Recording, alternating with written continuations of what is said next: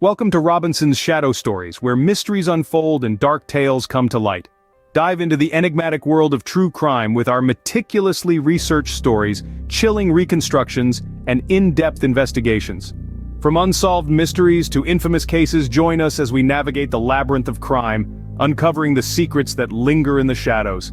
Brace yourself for a riveting journey through the minds of our most famous serial killers, and cautionary stories about couples who become obsessed in their relationships that one of them is willing to commit a terrible crime in the name of love, the twists that keep you on the edge of your seat. Subscribe now and become a part of our community of armchair detectives, because the truth is always stranger than fiction. This journey isn't solitary, it's a collective exploration. I want to hear your thoughts, theories, and suggestions. Drop your comments below, share your insights, and let's form a community that dives headfirst into the shadows.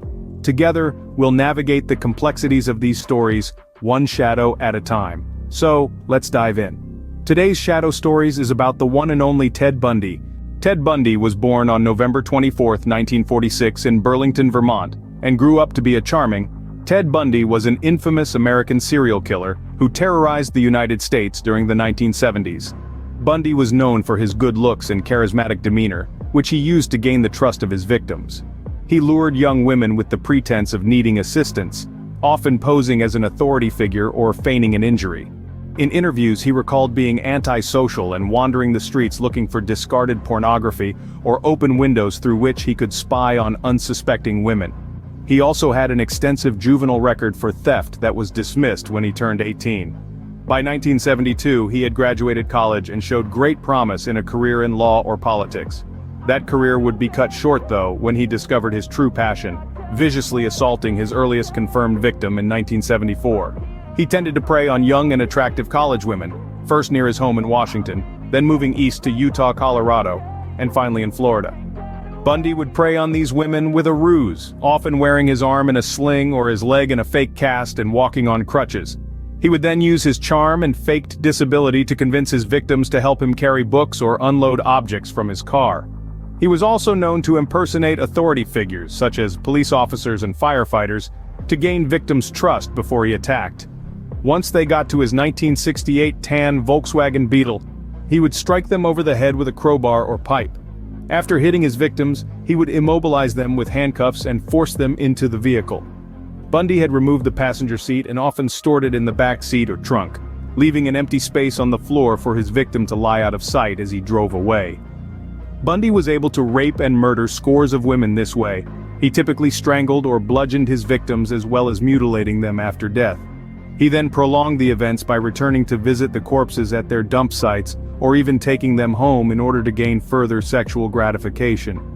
In some cases, he even shockingly displayed their decapitated heads in his apartment and slept with their corpses until putrefaction made it unbearable. As body counts rose and witness descriptions spread, several people contacted authorities to report Bundy as a potentially matching suspect. However, police consistently ruled him out based on his seemingly upstanding character and clean-cut appearance. He was able to avoid detection even longer by learning how to leave virtually no evidence that could be traced by the still rudimentary forensics techniques of the 1970s. Bundy was finally arrested for the first time on August 16, 1975, in Utah after fleeing from a patrol car. He was released, but remained under constant surveillance until he was arrested again for the kidnapping and assault of one of his victims several months later. Bundy escaped custody a year later after being transferred from Utah to Colorado for another trial, but was recaptured within a week. He then managed to escape a second time on December 30, 1977, at which point he was able to reach Florida and resume his killing spree. He was finally sentenced to death and died in the electric chair on January 24, 1989. At the time of his execution, Bundy had confessed to 30 murders, though the actual number of his victims remains unknown. Every case has its own twists and turns, and we want to hear your thoughts and opinions. Do you have a favorite true crime story? Any theories on unsolved mysteries? Drop your comments below, like, share, and subscribe. Let's unravel the mysteries together. Your insights might just spark the next video. Thanks for watching, and we'll see you in the next video.